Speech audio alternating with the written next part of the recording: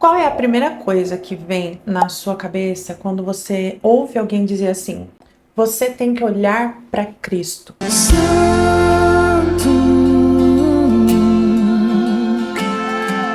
Porque na minha cabeça, quando alguém fala isso para mim, eu penso assim: eu preciso ser mansa, eu preciso ser pacificadora, eu preciso ser uma pessoa humilde, eu preciso ter amor acima de tudo, porque assim Jesus era. Mas eu também preciso ser uma pessoa justa, uma pessoa fiel, uma pessoa que vai lutar pelo que é certo. Jesus teve momentos em que ele precisou ser mais enérgico em algumas situações.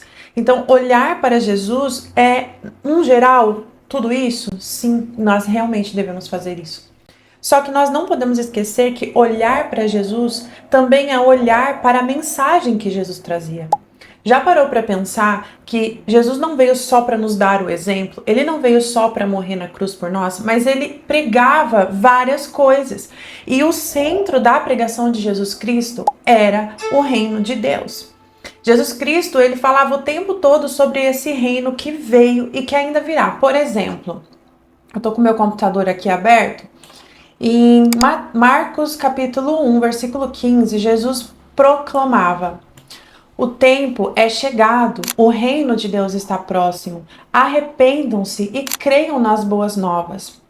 E essa não era uma mensagem secundária de Jesus Cristo, mas ela era o cerne da pregação de Cristo. Então, quando a gente ouve dizer assim, nós precisamos olhar para Cristo, não é só para o exemplo de Cristo, mas também para aquilo que Jesus Cristo pregava, aquilo que ele passava horas ensinando os discípulos, ensinando as multidões e aquilo que ele falava.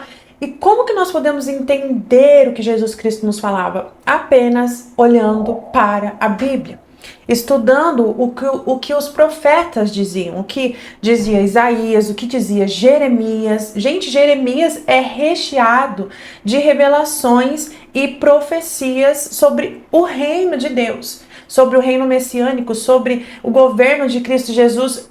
É recheado. E se a gente não olhar para esses profetas com esse olhar, quando a gente for ler, a gente vai ficar meio perdido e a gente não vai ter uma visão completa daquilo que Jesus omos quitudjanho. Então, a gente precisa ter essa sensibilidade, né, e esse entendimento de que não vai ser... Deixa eu tirar esse mosquito daqui. Pronto, venci o mosquito.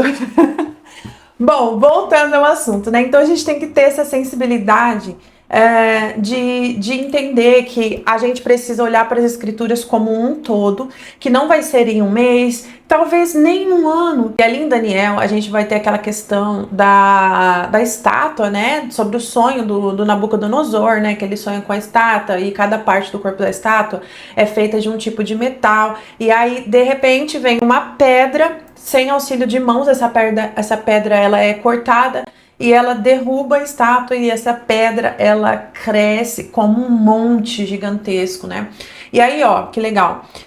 Daniel vai explicar que essa pedra representa o reino de Deus que se estabelecerá na terra. Um reino que jamais será destruído, que nunca será dominado por nenhum outro povo. Um reino eterno que consumirá todos os reinos e ele subsistirá para sempre, não será mais destruído. Então Jesus, ele nos falava a respeito desse reino. Só que esse reino, essa mensagem, ela não começou quando Jesus veio, ela já existia, porque os profetas já profetizavam sobre este reino. Se a gente olhar lá para Gênesis, a gente vai ver que o desejo do coração de Deus era habitar com os homens, né?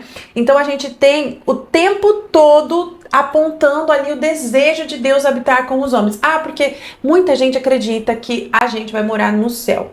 A Bíblia jamais disse isso para nós. Da onde que os crentes tiraram essa questão de que nós, na eternidade, vamos morar no céu? Nós seremos arrebatados até as nuvens, mas depois disso nós voltaremos para a terra. Haverá mais um milênio onde todas as coisas serão restauradas e Deus, no final desse milênio, Jesus entrega esse reino nas mãos do Pai e o Pai desce do céu e ele habitará com os homens e Deus será tudo em todos. É isso que a Bíblia diz. Jesus, ele governará do trono de Davi. É isso que a Bíblia fala, é isso que ela nos promete. E eu percebo que cada vez mais existem pessoas que estão despertando para essa verdade bíblica. Como, por exemplo, o pessoal lá da Jesus Cop. Eu sei que ele já tem essa visão. Tamires Garcia, que é uma cantora que eu sou fã demais. A própria Helena Tanuri, gente, a Helena Tanuri tem essa visão. Isso de que Jesus vai vir e que ele habitará na terra e que Deus habitará com os homens. Isso desde Gênesis nós conseguimos ver. Desde quando, né, Deus criou Adão e Eva e o desejo de Deus era habitar, era poder passear ali, estar presente, ter um relacionamento de perto com o homem. Mas aí o que eles fizeram? Eles cometeram a desobediência, pecaram contra Deus e o pecado faz separação entre o homem e Deus. Deus, não satisfeito com isso, quando Moisés estava ali liderando o povo, ele tinha libertado o povo do Egito, Deus fala, olha, construa um tabernáculo. Por que tabernáculo? Porque Deus queria habitar com os homens. Então as pessoas, elas tinham medo da presença de Deus. Quando Deus vinha, que o monte fumegava e o monte tremia, as pessoas achavam que elas iam morrer. Então elas não queriam ter relacionamento com Deus porque elas tinham medo da presença de Deus. Mas para que ele consiga habitar no meio do povo, ele manda que construam um tabernáculo. Tabernáculo, quando a gente fala, né, que Deus, que Jesus tabernaculou entre nós, é que ele habitou, que ele andou, que ele viveu entre nós. Então Deus, ele manda, então mais uma vez está ali o Senhor mostrando que ele quer o que? Habitar conosco. Então, se você começa, inclusive, estudar sobre as festas bíblicas, você vai entender muita coisa sobre o reino, porque cada festa aponta para um momento muito importante nessa questão de reino. E tem algumas pessoas que elas acham errado a gente falar essa nomenclatura assim, Evangelho de Cristo e Evangelho do Reino. Na verdade, são um mesmo evangelho. Só que se a gente prega somente o evangelho de Cristo, falando ali da morte de Jesus Cristo, né? Vamos supor, nascimento, a vida ali, os milagres, seja igual a Cristo, manso, humilde, e a morte de Cristo, e é isso, ressurreição e ok. A gente está falando de uma parte do evangelho, mas quando Jesus veio e ele falou aqui em Marcos, que a gente leu, o reino de Deus está próximo, arrependam-se e creiam nas boas novas, Jesus Cristo estava falando do que? Ele acabou de falar, o reino de Deus está próximo. Então, a boa nova que Jesus estava contando naquele momento, que ele disse, arrependam-se e creiam na boa nova, é a boa nova sobre o reino, não é a boa nova sobre a cruz. Naquele momento, Jesus ainda não estava falando de cruz. Jesus estava falando, chegou uma notícia, Deus vai voltar, o reino dele já veio de modo espiritual, ele vive naqueles que creram, porque nós somos embaixadores do reino. O que isso significa? Que nós precisamos trazer uma realidade do céu para a terra. Nós precisamos viver essa realidade que está dentro do nosso coração, como a palavra de Deus diz, que Deus colocou a eternidade no nosso coração. Isso é uma coisa que eu percebo que é inconcebível para a gente conseguir entender. Mas Deus colocou essa eternidade por esse motivo, nós conseguimos compreender as coisas espirituais, porque o Espírito Santo habita em nós. Então, quando Jesus diz, as boas novas chegaram, arrependam-se, ele está falando sobre um reino que virá. Então, uma vez eu estava na igreja e eu falei a respeito disso, e uma das pessoas que estavam ali presente falou, vai você pro céu, vai você ficar morando na terra, eu vou pro céu, Deus me livre de ficar aqui. Só que essa é uma visão muito, muito pequena, gente, muito, muito materialista. Porque a gente não vai viver numa terra como ela é hoje. Essa terra será restaurada para como ela era no Éden. O leão e o cordeiro vão habitar juntos, vão brincar juntos. Que a criança vai colocar a mão dentro da casa ali, eu esqueci áspide, né? Da serpente. E a serpente não causará mal nenhum, que não haverá dano e mal nenhum em todo o santo monte do Senhor. Então não haverá choro, nem dor, nem pranto, nem tristeza, nem angústia. Deus será tudo em todo, não haverá noite, porque Jesus Cristo é a nossa luz. Então, quando a gente fala sobre uma habitação na terra, nós não vamos habitar nessa terra caída, tudo será restaurado como era a ideia inicial de Deus. Entendem que a importância da gente complementar essa questão do evangelho da cruz com o evangelho do reino são um. Só que se a gente só foca em uma parte, a gente está pregando o evangelho pela metade. Perceba que não sou eu que estou falando. Jesus disse: o tempo é chegado, o reino está próximo. Arrependa-se e creia nas boas novas. O reino é chegado, creia nas boas novas. Ele não falou absolutamente nada de cruz. Ele está falando sobre um reino. E esse reino, ele vai envolver o quê? Um governo, um estilo de governo, né? Que Jesus Cristo é a própria justiça. Então não haverá injustiça nesse reino. Esse reino será um reino de paz, de igualdade. Esse reino será um reino perfeito. Gente, vocês entendem isso? Isso é uma coisa tremenda, é muito melhor e mais bonito do que a gente ficar imaginando que a gente vai realmente virar anjinho e ir morar no céu. Não é isso que Deus tem preparado para nós. Nós ainda temos uma missão depois que Jesus voltar. O nosso galardão, quando vocês vão ler nas parábolas, das parábolas das minas, Jesus, na parábola dos talentos também, Jesus ele está dando responsabilidades para os servos e ele fala, olha, quando eu voltar, eu quero ver se vocês multiplicaram isso. E aí, quando ele é questionado a respeito do que significa tudo isso, ele fala, bom, isso são cidades a quais vocês vão governar. Daniel vai falar que que Jesus ele vai reger e junto com os santos somos nós a igreja, aqueles que vão reinar, que foram eleitos para reinar com Jesus Cristo. Nós fomos eleitos sacerdócio real, porque existirão salvos que não serão igreja. Vocês acreditam nisso? Eu sei que parece confuso, mas quando você começa a entender tudo isso, poxa, mas que nações são essas? Essas nações, elas vão estar salvas, elas vão estar lá e nós vamos reger sobre ela. Jesus fala na parábola, aquele que foi fiel no pouco, sobre o muito te colocarei. É sobre o muito na questão de governo. Ele fala, são cidades quais vocês governarão. É só vocês pegar lá e ler depois. Deixa eu pesquisar aqui onde é que está escrito isso, para vocês poderem pesquisar aí na casa de vocês. Lucas 19:17. Um homem de nobre nascimento foi para uma terra distante para ser coroado rei e depois voltar. Então chamou dos seus servos e lhes deu 10 minas e lhes disse: façam esse dinheiro render até a minha volta. E os seus servos, porém, o odiavam por isso e enviaram uma delegação para dizer: não queremos que esse homem seja o nosso rei. Olha o pessoal aqui negando Jesus Cristo. Contudo, ele foi feito rei e voltou, e então mandou chamar os servos a quem dera dinheiro a fim de saber quanto tinham lucrado. O primeiro veio e disse: Senhor, a minha mina rendeu outras 10. Então Jesus fala: muito bem, servo bom.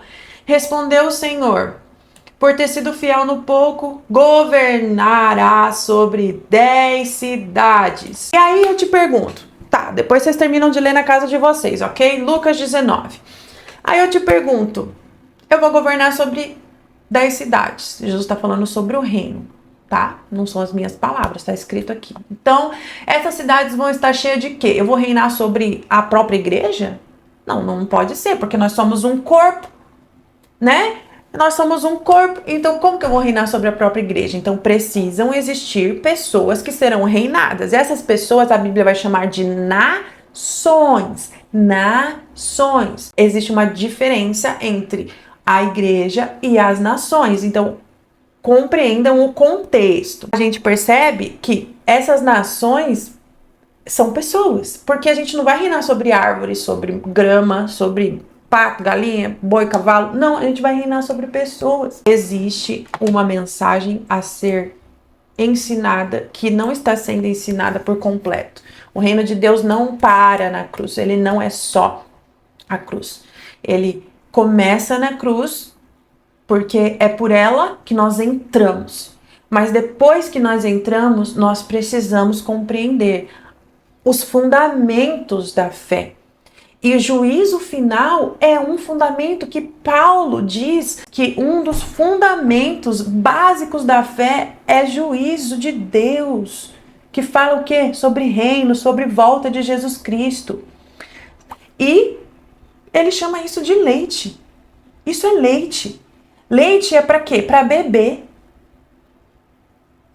Jesus vai querer que nós sejamos bebê na fé até quando? Ele não quer isso, ele quer que a gente seja maduro na fé, que a gente entenda da palavra e que a gente possa estar com o nosso corpo preparado para receber comida sólida. Então a gente passa pela cruz, a gente recebe a nossa salvação, porque a salvação não é por obras, mas as nossas obras, elas vão gerar galardão para nós.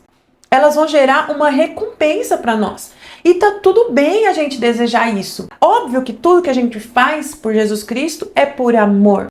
Mas está tudo bem nós desejarmos essas minas. Nós desejarmos, poxa, eu quero fazer um trabalho bom para Deus. Eu já fui salva, eu entendi que Deus me amou. Agora eu vou trabalhar e dar o meu melhor para o Senhor. Eu assisti um vídeo muito, muito legal do Gui Galino.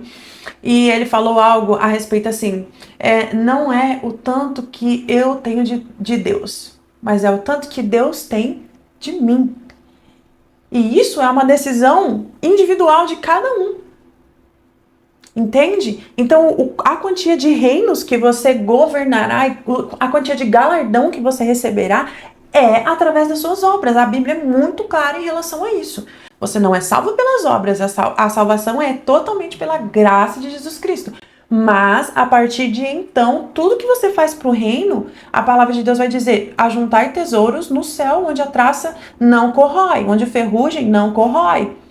Então, poxa, o meu desejo tem que ser juntar tesouro no céu.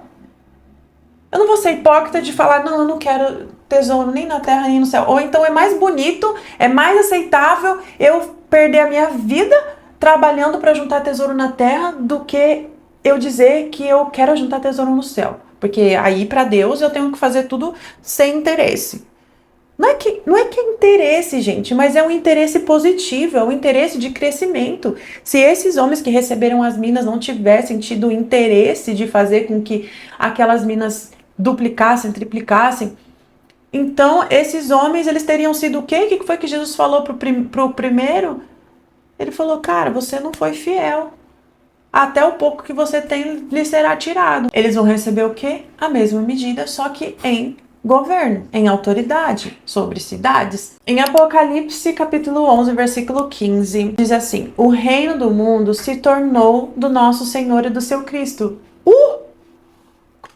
Gente, quando a palavra de Deus vai dizer o mundo jaz o maligno, tá falando sobre o governo, o sistema de governo que foi entregue na mão de Satanás quando Adão pecou. Deus tinha dado domínio para Adão, ele falou, olha, domine e governe. Só que quando Adão pecou, ele perdeu esse domínio e entregou na mão de Satanás. E aí aqui, olha essa vitória, olha esse brado de vitória. Em Apocalipse diz, o reino do mundo se tornou do nosso Senhor e do seu Cristo. Gente, são novos céus e nova terra. Novos céus e nova terra. Entende que Deus vai fazer tudo novo? Ele vai fazer a partir de um ponto onde as coisas que já existem serão restauradas e serão feitas novas. E serão feitas como Deus planejou lá no começo. O plano dele era que o paraíso fosse um lugar perfeito, certo? Continuando. E do seu Cristo, e ele reinará para todo sempre. Esta é a proclamação da soberania absoluta de Deus e do seu Cristo sobre toda a criação. Todos os reinos terrenos, todas as potências, todas as autoridades se submeterão ao governo de Jesus Cristo. Isso não é no céu, amados. A Nova Jerusalém, olha lá, capítulo 21 e 22 de Apocalipse. Nos apresenta uma visão sobre a Nova Jerusalém, a cidade santa, que ela desce do céu, onde Deus habitará com os homens e enxugará dos olhos toda lágrima, e não haverá mais morte, nem tristeza, nem choro, nem dor, pois todas as coisas antigas se passaram. Então essa, meus amados, é a imagem que nós temos que ter desse reino. E eu falo para vocês, vão lá, leiam Jeremias com essa visão. Você vai ler, você vai entender que Jeremias, Isaías tem um contexto histórico, literal, que o povo de Israel viveu. Tem um contexto profético para a primeira vinda de Jesus e um contexto profético também para a segunda vinda de Jesus. Eu tenho certeza que isso vai mudar a tua visão sobre o tempo do fim. Bom, a gente vai ficando por aqui. Eu espero que vocês tenham gostado desse vídeo. Se inscreva nesse canal, compartilhe esse vídeo para que mais pessoas sejam libertas de algumas amarras que eu sei que é difícil a gente se libertar, tá bom? Um grande beijo no coração, deixa um comentário, fica com Deus e tchau!